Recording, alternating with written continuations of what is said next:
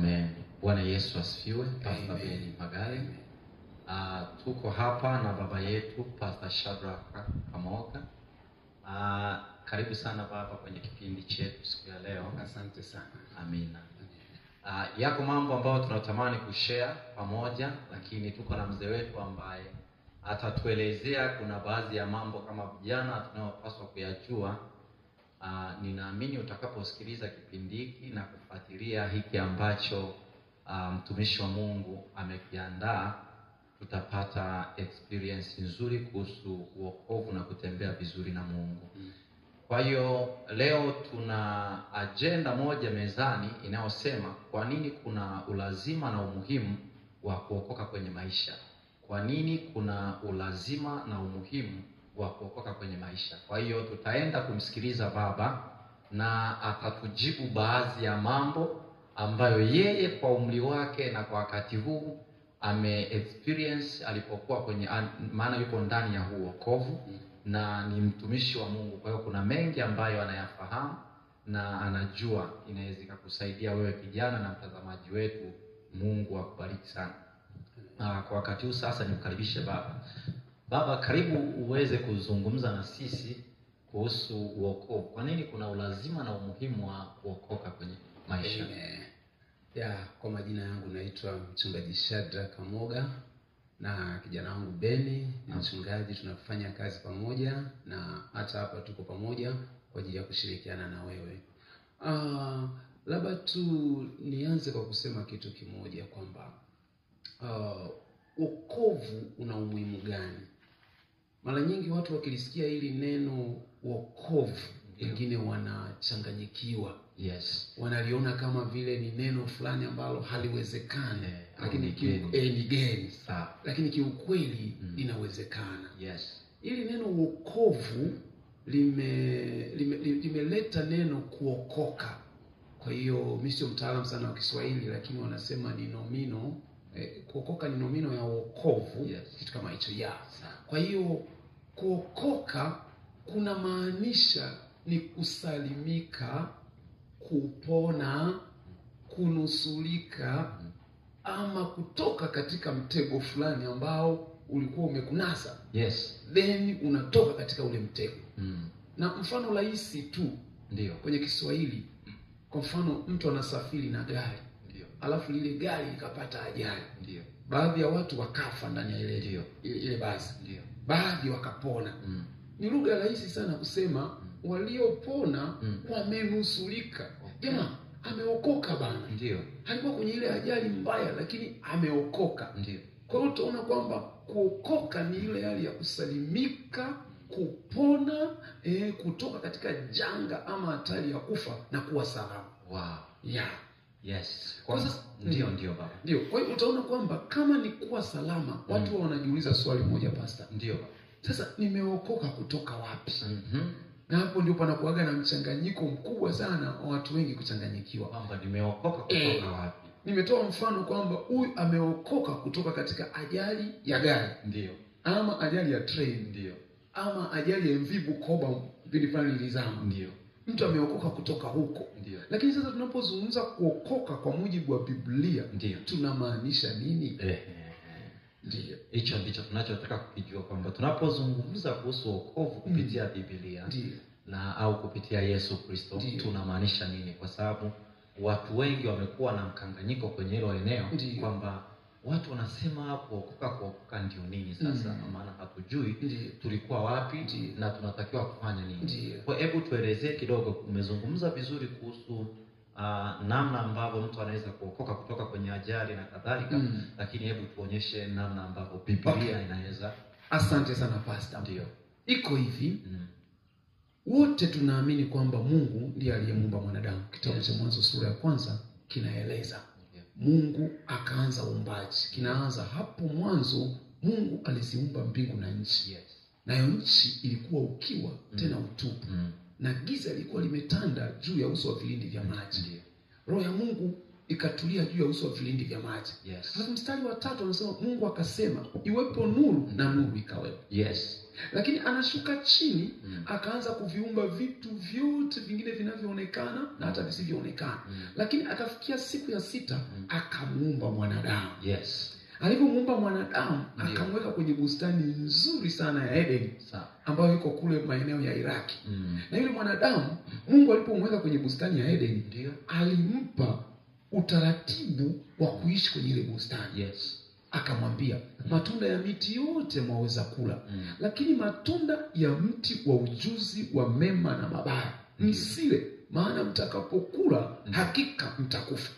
Okay. Yes, hakika mtakufa. Ndio. Kwa hiyo Mungu akawa amempa mwanadamu utaratibu wa kuishi. Ndiyo. Lakini sura ya 3 unaona shetani wakati alikuwa ameshatupwa, akamfuata Adamu na Eva. Ndio. Anamwambia eti Mungu amesema, angalia tu hata lugha yake. Ndio. Eti Mungu amesema msile matunda ya miti yote ya bustani.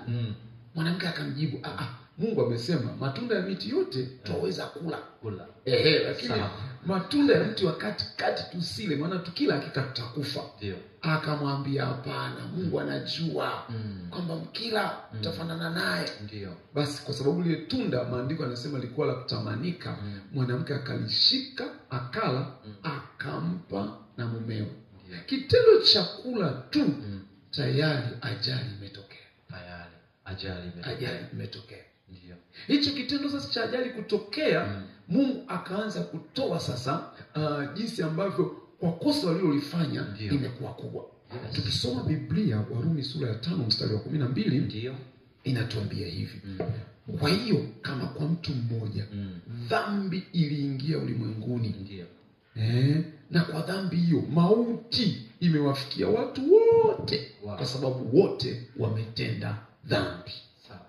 Kwa hapo kwenye kutenda dhambi ya mwanadamu, hapo ndipo palipoleta anguko la mwanadamu. Okay. Yes. Kwamba huyu mwanamke alipokula lile tunda, ndio, na wakawa wameanguka, akampa na mume wake naye akala. Sawa. Kwa hiyo kitendo kile cha kula ndicho kikaleta sasa anguko la mwanadamu. Kwa anguko hili tunalolizungumza na watu wanahubiri wanafanyaje, lilisababishwa na mwanamke na mwanaume. Yes, Adamu na Eva. Sawa. Ndio. Kwa walipokula ajali ikatokea. Ajali imetokea. Sasa tunasaidikaje sasa, au tunaanzaje sasa kuona ukombozi kutokea kwenye hilo anguko? Hapo ndio pazuri sasa ambapo tutakwenda vizuri. Sasa baada ya hilo anguko sasa kutokea, Mungu kwa sababu alikuwa amemuumba mwanadamu kwa kusudi lake. Ndio. Mungu hakutaka lile kusudi lipotee kwa mwanadamu. Okay. Kwa mwanadamu alikuwa na kusudi la Mungu. Kwa walianguka pamoja na kusudi. Kwa Mungu akaamua sasa, kwa sababu hao walikuwa na cha kwangu, na wameshapata ajali, nilete namna nyingine. Yes. Okay. Sasa hiyo namna nyingine sasa ndio tunaiita neema. Wow, neema. Yes. Kwa sababu huyu mwanadamu baada ya kutenda dhambi alikuwa anatakiwa atupwe jehanamu, akatiliwe mbali na Mungu. Sawa. Lakini Mungu ni wa rehema na neema. Bado akaona kuna kitu chake alichokiweka ndani ya Adamu. Ukikumbuka mwanzoni wakati anawaumba, aliwaambia zaeni mkaongezeke, mkatawale. Kwa hiyo Mungu alikuwa ameumba vitu vitawaliwe na watu.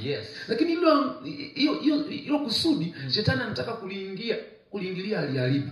Lakini Mungu huwa haharibiwi na shetani. Kwa sababu ni mkubwa sana kupita shetani. Mungu akasema, sikiliza, ulichokifanya ni hiki, lakini nataka kukuonyesha uweza wangu. Ndipo ambapo sasa Mungu akaleta kitu kinaitwa neema. Akaona huyu Adamu na Eva waliokosea, ngoja niwafunike tu. Akachinja mnyama, alafu akawafunika ngozi, akawafunika utupu wao, ili aanze kusudi alilolikusudia tangu mwanzo. Ndio. Baada ya hapo sasa Adamu na Eva wakaendelea na maisha yao. Okay. Na ndio maana Mwanzo sura ya 3 mstari wa 15 anasema, kwa sababu ya anguko hilo mimi Mungu ninaweka uadui kati ya uzao wa mwanamke na uzao wa nyoka. Ndio. Alafu uzao wa mwanamke utamponda nyoka kichwa. Okay. Na uzao wa mwanamke uzao wa nyoka utakuponda kisigino. Hapa ndipo alikuwa anatabiriwa Yesu ambaye atakuja kuziharibu na kuzivunja kazi za Ibilisi. Sawa, ndio. Kwa hiyo Yesu sasa anakuja kwa hiyo neema ili aje aharibu uzao wa nyoka kwa kuuponda kichwa. Huwa nawapa mfano mzuri. Nasema hivi, kwa mfano tukikuchukua hata wewe ndugu mtazamaji, tukakuponda kisigino kabisa kwa nyundo, utakuwa tiki utapona ama utakufa? Jibu ni kwamba wewe wahi hospitali tu, ikiwezekana kama kimeharibika sana watakata mguu hata mpaka hapa, lakini bado uko hai. Lakini hebu tufikirie kitu kimoja, tukikuponda kichwa tiki utapona? Jibu ni kwamba hapana, utakufa. Kwa hiyo Yesu alikuja kuziharibu kazi za Ibilisi. Na mojawapo ya kazi za Ibilisi tutakuja kuangalia huko mbele ni dhambi. Yes. Okay. Kazi za Ibilisi ni dhambi. Yesu alianza kushughulika na hayo. Yesu alipokuja sasa, kwa namna ulipozungumza kwamba alikuwa anatabiriwa yeye. Lengo ni kushughulika na hiyo dhambi. Ashughulike na hiyo dhambi. Okay, sawa. Sasa katika kushughulika na hiyo dhambi ndio kumekuja na kitu kinaitwa wokovu ama kuokoka. Okay, sawa. Yohana 3:16 anasema, kwa maana jinsi hii Mungu aliupenda ulimwengu hata akamtoa mwanawe pekee ili kila amwaminie asipotee bali awe na uzima wa milele. Kwa maana Mungu hakumtuma mwana ulimwenguni ili auhukumu ulimwengu, bali ulimwengu uokolewe katika yeye. Anasema amwaminie yeye hahukumiwi. Asiyeamini amekwisha kuhukumiwa. Okay. Kwa unaona tendo alilofanya Yesu kwa kuja ulimwenguni na akafa msalabani na akafufuka siku ya tatu, alikuwa amekuja kushughulikia tatizo lililosababishwa na Ibilisi na kusababisha kwa mtu mmoja dhambi imeingia ulimwenguni, na kwa dhambi hiyo ni mauti, na hivyo mauti imewafikia watu wote. Oh my God. Sasa lazima kije kitu kinaitwa wokovu, kuwanusuru hawa watu watoke dhambini waingie uzimani. Watoke katika shida na mateso ya dhambi waingie katika uzima. Hiki ndicho kinaitwa wokovu ama kuokoka. Sawa. Mtazamaji unayetusikiliza, tuko na ujumbe unaosema kwa nini kuna ulazima na umuhimu wa kuokoka kwenye maisha. Kwa hiyo tuko na mtumishi wa Mungu kama anavyoelezea namna ambavyo watu wengi wamekuwa na mkanganyiko sana kwenye hilo eneo la wokovu. Lakini leo baba yetu mchungaji na mtumishi wa Mungu Pastor Shadrack Kamoga anajaribu kudadafua namna ambavyo tunaweza tukaelewa kwa urahisi na tukaanza kuamini. Kuna wengine mtafuatilia hiki kipindi haujaokoka, hujampokea Yesu, lakini tu ukifuatilia hiki kinachozungumzwa hapa na mzee utajua lile anguko lilivyotokea na namna ambavyo msaada ulianza kutokea. Kwa hiyo baba, sasa kuna watu wengi wanajiuliza sana maswali mengi kwamba watu wanapohubiri kuhusu Yesu au watu wanapozungumza kuhusu wokovu ni kama watu ambao hawana ufahamu au hawaeleweki vizuri. Ni watu ambao wamekosa kazi. Wewe unalionaje hili? Nataka nikwambie kitu kimoja, kwamba wokovu umetoka kwa Mungu. Wokovu ni mpango wa Mungu mwenyewe. Kuna vitu viwili watu wanavichanganya. Kuna kitu tunakiita dini. Dini ni utaratibu wa wanadamu kumtafuta Mungu. Dini. Sawa. Hiyo ni dini, ni utaratibu wa wanadamu kumtafuta Mungu. Na hata sasa hivi naweza nikatengeneza dini yangu. Naweza nikatengeneza tu dini kwamba usivae nguo ya kijani. Sawa. Wewe ukivaa nguo ya kijani wewe sio mwanadini wetu. Tukavaa nguo ya rangi moja. Naweza nikasema tusile chakula hiki. Na tukaacha kula chakula hicho. Ni dini. Kwa hiyo umeingia kwenye maana ambao nataka niulize kitu hapo. Unataka sasa ninapata picha fulani. Kwa dini inaweza ikaamua kwamba inaweza ikawaamulia watu na sio Mungu. Kwa dini inaweza ikasema hivi, bwana wote watu wananyoa vipaa na wakafuata. Lakini si neno la Mungu. Sio Mungu anavyosema. Mimi nimeelewa picha. Lakini wokovu ni mpango wa Mungu kumtafuta mwanadamu aliyepotea. Ndio maana Luka 19:10 inasema kwa kuwa mwana wa Adamu alikuja kutafuta na kuokoa kilichopotea. Kwa ni kazi ya Mungu mwenyewe, sio sisi tuliomchagua ama tunaomtafuta Mungu. Kuna watu wanachanganya kati ya jitihada binafsi za kutafuta utakatifu na jitihada za Mungu kukufanya kuwa mtakatifu. Kwa hapo kuna vitu viwili. Ndiyo. Kwa kuna Mungu anayemtafuta mtu kwa ajili ya kumsaidia. Na kuna mtu anayemtafuta Mungu. Kwa sasa hapo ni nani ambaye anaweza akawa bora zaidi au akasaidiwa? Aliye bora ni Mungu. Ni Mungu. Kwa sababu yeye ndiye aliyeanzisha mpango wa wokovu. Yes. Kwa hiyo kazi ya wanadamu ni ndogo sana. Ni kuamini huo mpango na hiyo kazi kwamba ilifanyika kwa ajili yako. Alafu wewe ni mwenye dhambi, hauwezi kujiokoa, unamhitaji yeye aliyeanzisha mpango huo wa wokovu akuokoe. Full stop. Wow. Kwa na nimekuwa nikikutana na watu wanazungumza kuhusu sheria kwamba usile hiki, usivae hiki, usiwe hivi. Hiyo na yenyewe inakaaje? Kwa mujibu wa Biblia, ukisoma kitabu cha Waebrania, Biblia inasema kwamba Torati ilikuwa ni kivuli cha mambo yajayo. Yaani mambo yanayomhusu Kristo ambaye ndiyo mwanzo na mwisho wa sheria. Ndiyo. Alafu yeye ndiye Bwana wa Sabato. Wow. Na maana yake Torati zote zilikuwa zinazungumzia Yesu Kristo ambaye alikuwa hajafunuliwa na kuvaa mwili na kuja duniani. Okay. Na ndio maana Wafilipi anasema kwamba mwanzo alikuwa yuna namna ya Mungu, lakini hakuona kule kuwa kitu cha kushikamana nacho, aliuvaa mwili akaja kwa wanadamu. Huwa ninasoma Waebrania anasema kwa nini Yesu aliuvaa mwili? Yesu aliuvaa mwili ili afanane nasi kwa mambo yote 100%. Alafu apate kuwa kuhani mwenye rehema kwa sababu anajua udhaifu wa mwanadamu. Alafu akienda afanye upatanisho kwamba Mungu, mimi nimeuvaa mwili, ulinipa mwili, nimeuvaa mwili. Nimejua magumu wanayoyapitia wanadamu, lakini kwa kuwa nimeshinda tayari, nimewapa uwezo wa kushinda yale ambayo yanawashinda. Wow, neema hiyo. Neema. Wow. Najisikia vizuri ninaposikia wokovu unazungumzwa kwa namna hii nzuri. Mtumishi wa Mungu, kiukweli mimi pia napata kitu kipya, na ninaamini msikilizaji anayesikiliza anapata kitu kipya kutokea hapa. Amen. Sawa, na tumezungumza kwa ukubwa sana kuhusu wokovu. Lakini ninatamani tuzungumze mambo kama manne hivi. Sasa nina maswali kama manne. Ndiyo. Ni changamoto zipi zinazowapata watu wasiookoka? Yaani watu ambao sasa wao wokovu wanaona ni swala ambalo ni kama haliwahusu.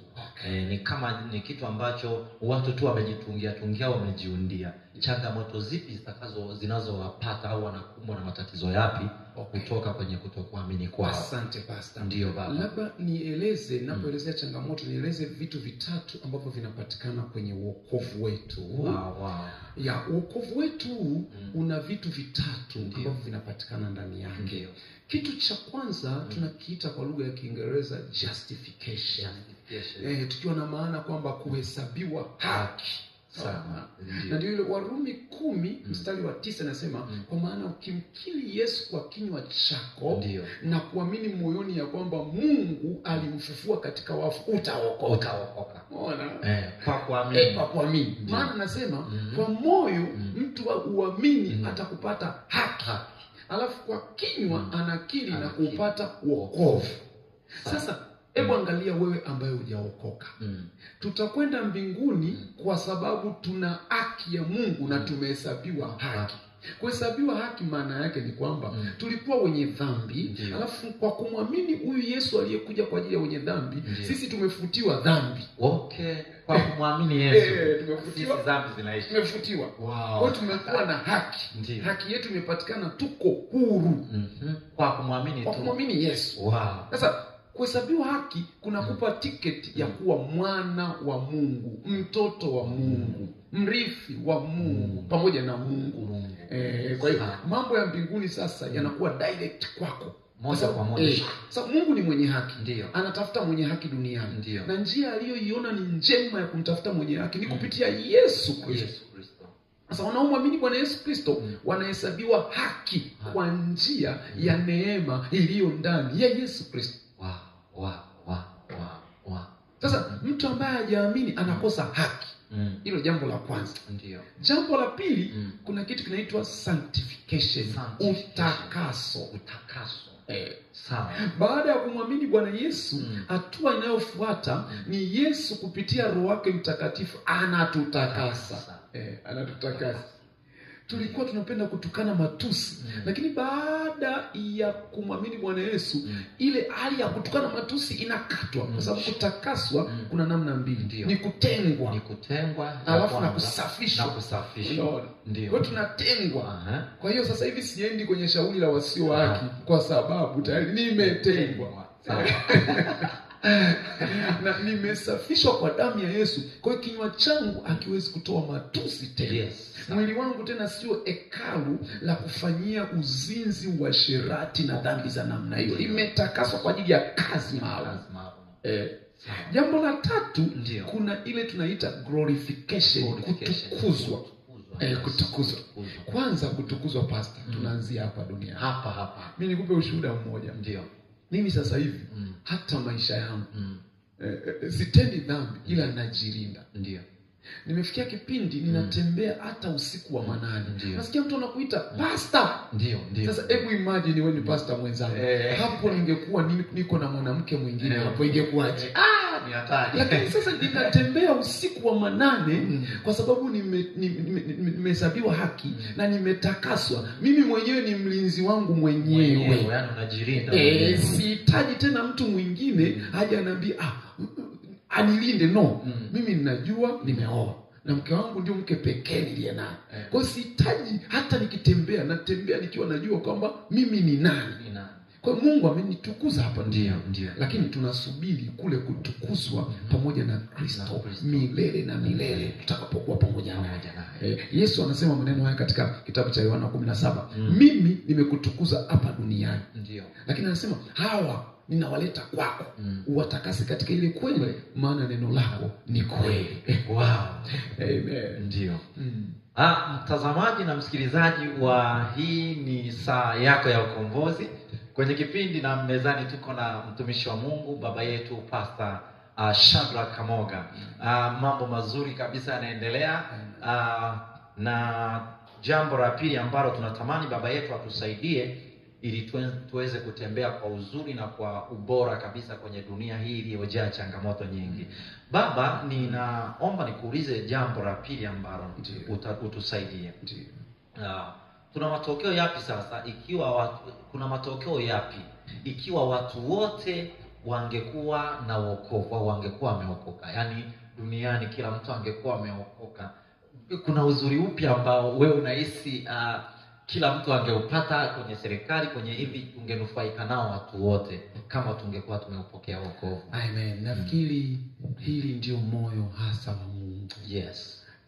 Kama Mungu alimuumba mwanadamu kwa mfano wake, kwa sura yake. Hebu iangalie hiyo dunia. Iangalie hiyo dunia. Ilikuwaje? Naona iangalie hiyo dunia ya mtu mwenye mfano na sura ya Mungu. Ndio. Huwa mimi nikisoma Biblia, kwanza naomba niwaeleze, Adamu hakuwa mzungu. Adamu hakuwa Mwafrika. Wow. Adamu hakuwa Muhindi wala Mchina. Adamu alikuwa ni mtu aliyeumbwa na Mungu, mfano na sura ya Mungu. Wow. Sasa usiniulize Wahindi walitoka wapi, sisi wa Afrika tulitoka wapi, wazungu walitoka wapi. Hiyo tumwachie Mungu. Mimi kwa sababu umegusa kitu hapo.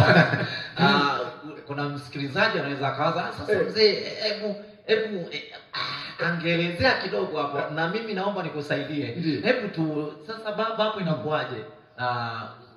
Akatokea mzungu, akatokea mtu fulani, akatokea huyu kwa rangi na tofauti, na umesema ya kwamba Adamu hakuwa mzungu, ila alikuwa mfano wa Mungu. Alikuwa mfano wa Mungu. Hebu tuelezee kidogo namna ambapo nafikiri ni story ndefu, maana tutakuja kuangalia kule Mungu lugha zilitoka wapi na mataifa yalitoka wapi. Lakini naomba labda tutaifanya wakati mwingine.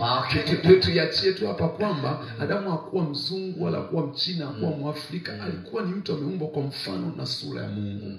Ukweli ni kwamba labda tuchukue tu hiki, sura hiyo ya Adamu ilipotelea wapi? Ilipotelea baada ya kutenda dhambi. Kile kitu kikaondoka. ule utukufu ukaondoka. Wow. Kwa hiyo hii inatupa picha gani? Inatupa picha kwamba wanadamu wote walioko ulimwenguni ambao hawajampokea Bwana Yesu wamepoteza sura na mfano wa Mungu. Maana sura na mfano wa Mungu ni utakatifu. Sasa hebu fikiria kama wanadamu, kama pastor alivyouliza, kama wanadamu wote tungekuwa watakatifu kwenye dunia wote, ingekuwaje? Maana yake uweza wa Mungu ungekuwa mkubwa sana kupita kawaida tunavyofikiri. Hata hivyo Mungu hana hasara. Bado ana watu ambao hawa wanaliamini jina la mwanawe Yesu Kristo. Ndio hawa ndio wana sura na mfano wa Mungu. Kumbuka walikuwa wazinzi, walikuwa walevi, walikuwa waabudu sanamu, walikuwa watu wanaenda kwa waganga. Wameviacha hivyo, wanamtegemea Mungu kwa 100% na Mungu anaonekana kwao. Wow. Kwa hiyo kama wanadamu wote tungeukubali huo wokovu, nataka nikwambie tusingeona mabaya yote yanayotokea kwenye ulimwengu. Watu wanauana, kwa mfano unaangalia kule Kongo, watu wanauana kule Goma. Tatizo ni nini? Sura na mfano wa Mungu vimeondoka ndani ya baadhi ya watu. Ambao sasa wanachukua bunduki wanauana kule. Hawaoni kwamba huyo anayemuua Mungu amekataza usiue. Kwa hiyo kama wanadamu wote tungeukubali wokovu, nataka niwaambie Mungu angedhihirisha mambo yake makubwa sana kwa wanadamu kuliko ilivyo katika hali ya sasa. Kweli kabisa. Na ninaamini kabisa ulichokizungumza baba, kwa sababu kama watu wote tungekuwa na huo wokovu, maana yake hata kujiona ni wewe ubinafsi yasingekuwepo kabisa. Chuki, ugomvi, kuwana hivyo. Kwa hiyo yasingekuwepo yote. Msikilizaji, umeona ambapo mtumishi wa Mungu amezungumza kuhusu uzuri au matokeo ya watu wote tungekuwa tumempokea Mungu au Yesu Kristo. Na nina swali la tatu ambalo tumuulize kwa pamoja mtumishi wa Mungu, baba yetu Pastor Shadrack Kamoga. Ushauri wako sasa, ushauri wako kuhusu uokovu kwa vijana ukoje? Na baada ya hapo ninaomba utupe experience ya wewe ulipompokea Yesu, alipotembea na wewe na matokeo nayoona mpaka sasa tunaona ni mtumishi wa Mungu. Amina. Karibu baba. Vijana mnaonisikiliza, na hata sio vijana tu, kwa sababu kuna mtu mwingine ni mzee, ana umri wa miaka mingi 80-70, lakini hajampokea Bwana Yesu. Mimi nataka tu kusema kitu kimoja kwamba ukisoma kitabu cha Mhubiri sura ya 12, Biblia inasema mkumbuke Muumba wako siku za ujana wako, kabla hazijaja siku zilizo mbaya. Ukilisoma lile andiko unaweza ukafikiri linawahusu tu vijana. Sasa wazee inakuaje? Lakini tafsiri ya neno mkumbuke, ukisoma kitabu cha Mwanzo, Biblia inasema kwamba Mungu akamkumbuka Nuhu. Sawa. Alikuwa amemsahau. Mungu akamkumbuka Nuhu. Tafsiri yake ni nini? Ule ndio ulikuwa wakati wa Nuhu kusafina kuwa mchikavu. Kwa hiyo Mungu kitendo neno linalotumika akamkumbuka, and God remembered Noah. Haina maana kwamba alikuwa amemsahau, maana yake huo ndio wakati. Ndio wakati wake. Ndio wakati. Kwa hiyo Biblia inaposema mkumbuke Muumba wako kabla katika siku za ujana wako, na maana wakati ulionao sasa ndio wakati mwafaka wa wewe kuchukua hatua ya kumkumbuka Mungu. Haijalishi ni mzee ama kijana. Mtu mmoja akasema maneno haya. Yesterday is history. Jana ni historia. Today is an opportunity. Leo ni fursa. Tomorrow is a mystery. Kesho ni siri. Sasa watu wengi wanacheza na jana na kesho. Leo wanaiacha. Sasa vijana, huu ndio wakati. Hata sasa hivi tukiwa live hapa kutoka IRCC, ndio wakati wa wewe kumpokea Bwana Yesu. Uanze ukurasa mpya na Bwana Yesu. Ngoja nije sasa kwenye historia fupi na au experience fupi ya wokovu wangu. Mimi nimeokoka mwaka 1996. Wow, 1996. Pale Mwanza, kwenye uwanja wa Furahisha. Alikuwepo mhubiri mmoja mkubwa sana duniani, anaitwa Reinhard Bonke. Alikuja Mwanza na mimi nikiwa na sali kwenye makanisa ya Sabato. Yes. Kwa Sabato kwa kuzaliwa. Ndio. Kwa habari ya dini yangu. Sawa. Ya dini yangu. Okay. Wewe unaisikia una dini, lakini sikilize mzee hapa. Kwa habari ya dini yangu. Ndio. Na wakati ninaokoka siku hiyo nilikuwa naelekea kufungua Sabato Ijumaa. Yes. Pale kanisa la Sabato Kitangiri Furahisha Mwanza. Ndio. Sasa tulipokuwa tunakwenda nikakutana na neno wokovu. Akafundisha kuhusu neema. Alifanya kitu kimoja, akamuita kijana mmoja, mtoto, njoo. Akafungua wallet yake, akampatia $100. Akamwambia kwamba nimempatia tu, mimi simfahamu huyo mtoto, nimempa bullet. Ni upendo wangu mwenyewe nimeamua. Akafafanua kuhusu wokovu. Ndio. Wokovu tumeokolewa kwa neema. Ni bure. Hakuna mtu aliyelipa gharama. Ni Mungu mwenyewe alitupenda, akamtoa mwana wake, akafa.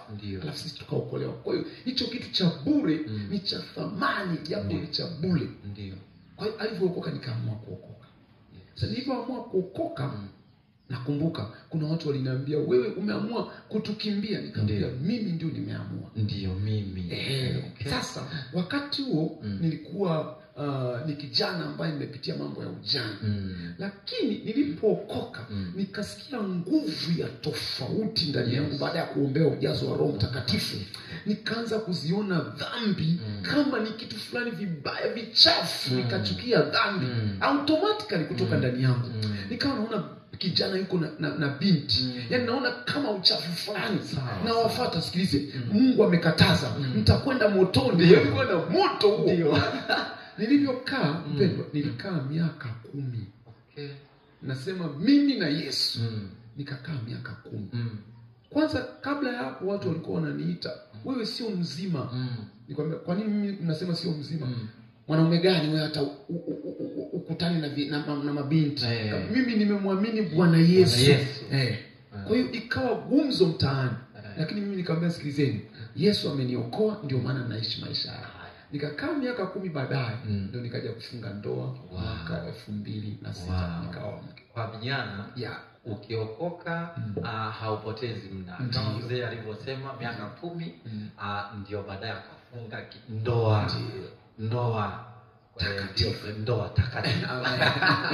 Ndio baba, ndio. Kwa wakati tukiwa tunamalizia, tuko mwishoni kabisa wa kipindi hiki. Tutamuomba baba yetu atatuombea.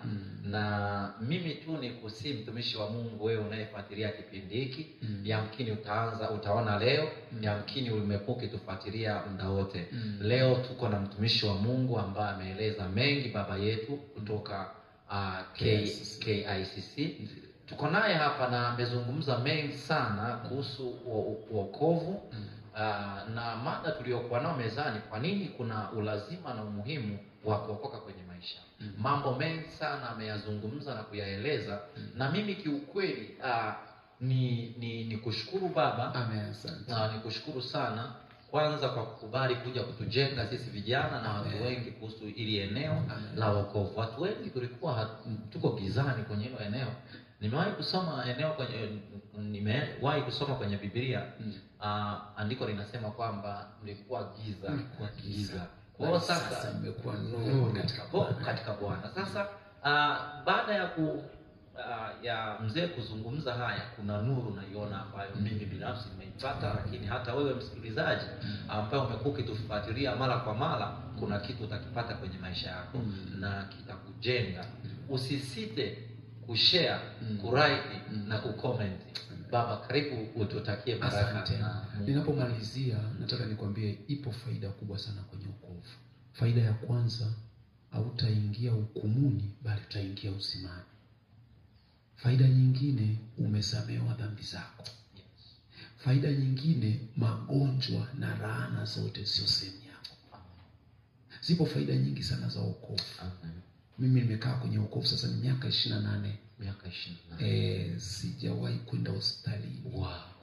Kulazwa. Ninaishi kwa afya ya kiungu. Maandiko yanasema kumcha Bwana ni afya mwilini mwako, kwenye mifupa yako. Kwa nazungumzia uponyaji wa kimwili kabisa. Lakini pia yapo mambo mengi sana. Kwa hiyo ninapomalizia kipindi hiki, na kama ungependa kumpokea Bwana Yesu, usisite. Yesu Kristo ni yeye yule jana, leo na hata milele. Naomba niombe kwa ajili yako. Baba, katika jina la Yesu Kristo, tumekuwa na kipindi hiki moja kwa moja kutoka hapa IRCC Masaki. Roho Mtakatifu, wewe ni Mungu ambaye watu waliotusikia, Mungu wa mbinguni, wamesikia, na Roho Mtakatifu, mwalimu mwema, utaendelea kuwafundisha na kuwasaidia vijana. Ninaona vijana kupitia chaneli hii na kupitia ujumbe huu wanakugeukia wewe. Kwa jina la Yesu Kristo, kila kilicho kinyume juu yao, yani nguvu za giza zinazoleta utendaji wa dhambi ndani yao, toka kwa mamlaka ya jina la Yesu Kristo. Baba, kupitia chaneli hii natamka uzima na uponyaji kwa kila aliyetutazama, na mwingine yuko pale amelala ni mgonjwa. Hebu Mungu wa mbinguni, kwa kupitia kugusa, Mungu wa mbinguni, chaneli hii, uponyaji ukatembee juu yake katika jina la Yesu Kristo. Ninambariki pia Pastor Beni pamoja na huduma anayoifanya. Mungu wangu, wabariki watenda kazi, watumishi wa Mungu waliko pamoja naye. Natamka uzima na kuiachilia damu ya Yesu Kristo juu ya wasikilizaji wote na watazamaji wote waliotazama. Kwa utukufu wa jina la Yesu Kristo tunaomba tukishukuru. Amen. Amen. Amen. Mungu akubariki Amen. sana. Mungu akubariki sana. Asante Karibu sana. sana. Asante sana. IRCC. Asante sana. See you later. Thank you. Amen.